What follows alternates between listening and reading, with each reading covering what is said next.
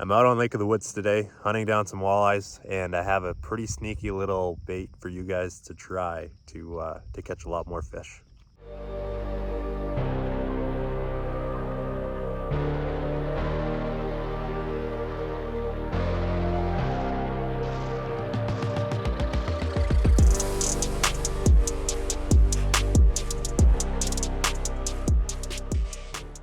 So what I'm talking about is a jigging spoon.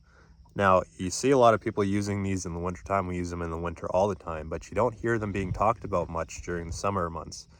Now, a spoon's a very subtle little bait, and I think that's why it works so well in the wintertime, because you're finessing fish that are maybe not so inclined to eat your bait.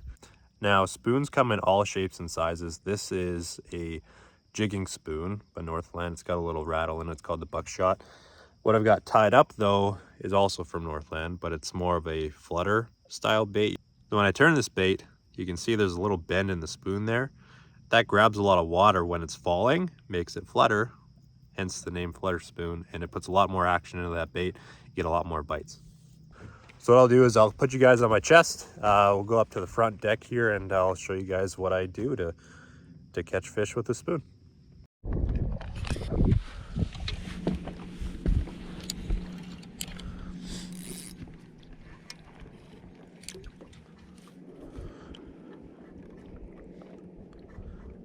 I'm in 28 feet of water, so all I'm doing is I'm taking this spoon and I'm dropping it directly below the boat.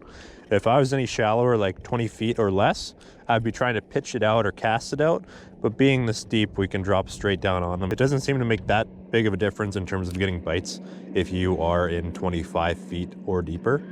So I get down there, I'll raise it off the bottom about 1.5 feet, 2 feet or so, and then I'll just flick my rod tip very consistently to make that spoon dangle down there. I got a pack of fish right below us to drop straight down onto them. Everybody talks about a jigging wrap, but nobody ever talks about a jigging spoon in the summertime. It's always like an ice fishing technique, very popular in the wintertime. And I've noticed that if you translate a lot of those ice fishing techniques to the summertime, it helps a lot in getting these trickier fish to bite. I'm not putting anything on it. There's no minnow, nothing like that. Just naked as it comes. So this thing's so light, what happened there was the fish came up and instead of feeling weight or a bite or a flick on my rod tip, I just noticed that it felt even lighter. So what happened was that fish came up and it pushed it up. Didn't have it very well, obviously, but there you go. That's a big one. Ooh. Is it a pike or a big walleye? I think it's a big walleye.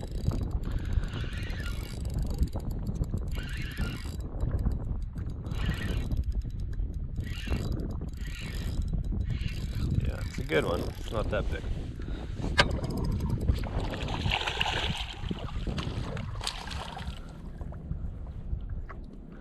Spoon came just out in the net. So if I show you guys a spoon, this is a Northland Buckshot spoon. It's I forget what it's called. I'm gonna have to look that up. But I'll link everything that I'm using down in the description. This spoon, I've got another couple that I'll show you here later. But not tipping it with anything. Like I said, it's as naked as it comes. Straight out of the package, not tipping it with anything. Just straight up spoon and that's it.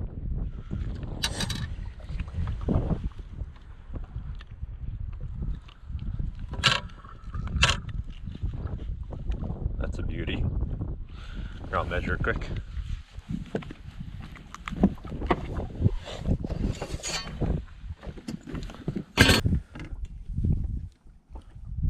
Twenty-two inches.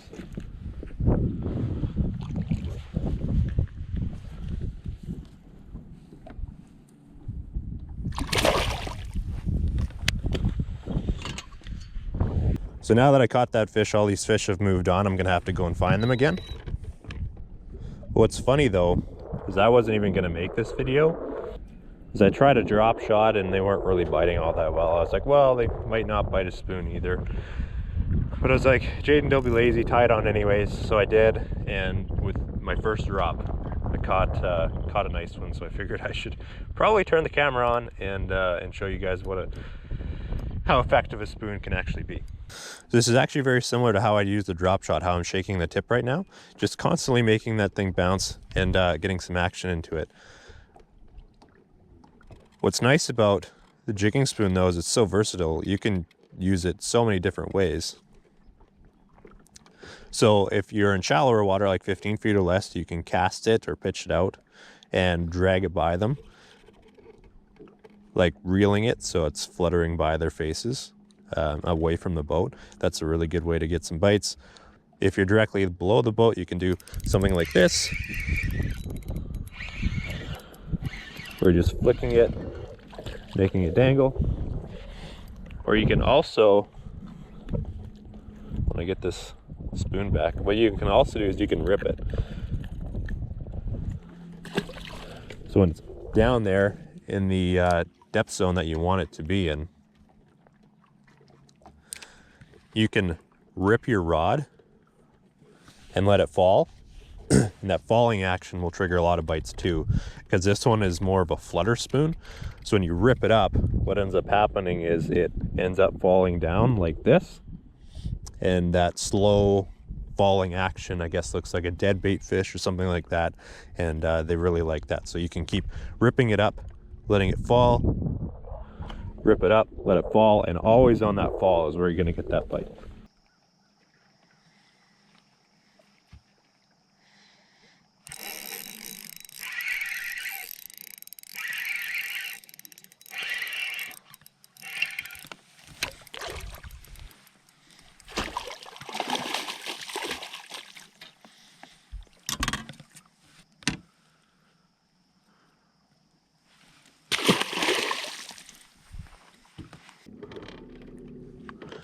So one other thing that I really like to do with a spoon like this is I like to cast it. So we're in 17 feet of water or so, and up ahead of the boat, I can see a couple fish at 50 feet on the live scope. Now I know not everybody has access to live scope, but if you do, it really helps you to make the accurate casts. If you don't have live scope, you can fan cast around, which works really well. And all you have to do is make a decent cast out in front of the boat or in whichever direction you want. You let it sink to the bottom, and then you slowly reel it and flick it, like flick your rod tip just like you do when you're jigging it as you're reeling.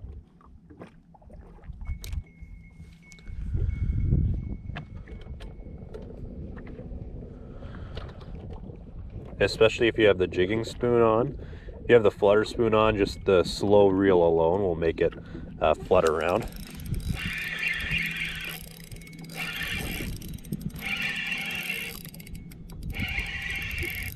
But casting it is super, super effective if you can get your bait away from the boat.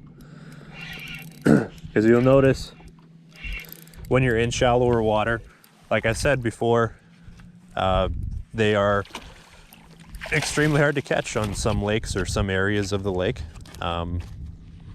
So getting your bait away from the boat is super, super important in a lot of cases.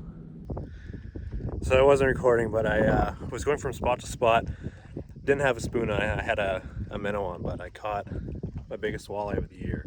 It's 30.5 inches. So I just flipped the camera around, got on the measuring board. If I pinch the tail, I can get it to 30.5. But just sitting there, it's over 30. That's awesome. Okay, we're gonna let it go.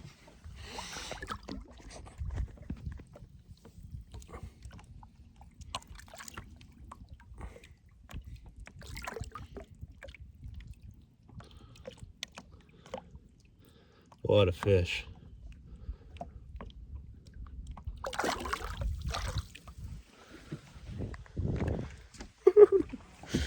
So the next time you go fishing and you want to try something new, or if you're fishing already and the fish are being tough, try a jigging spoon. I didn't tip it at all today. You can put a minnow head on there or put a leech. Do whatever you want, really, but works great just as it comes right out of the package. The one I'm using right here is from Northland, but it's a deadly technique and it'll help you get some more bites.